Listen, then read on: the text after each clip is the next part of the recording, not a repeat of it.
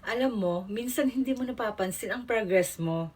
Kasi ang focus mo palagi, yung kulang pa, yung hindi pa tapos, yung hindi mo pa naaabot. Pero sandali lang, huminga ka. Tingnan mo kung nasan ka ngayon. Kung gaano karaming araw ang kinaya mo kahit pagod. Kung gaano karaming problema ang nalagpasan mo. May mga araw na gusto mo nang sumuko, pero napaglabanan mo.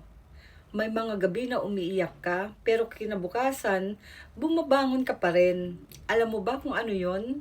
Strength, growth, progress.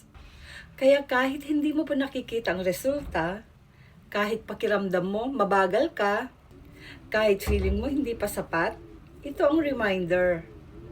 You are doing better than you think. Hindi mo kailangang perpekto. Hindi mo kailangan na laging malakas.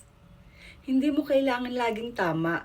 Ang mahalaga, ginagawa mo ang makakaya mo sa sarili mong paraan, sa sarili mong pace. One day, mapapatingin ka sa journey mo at sasabihin mo, I made it. Pero bago mo marating iyon, hayaan mong i-celebrate ito. You're trying and that is enough.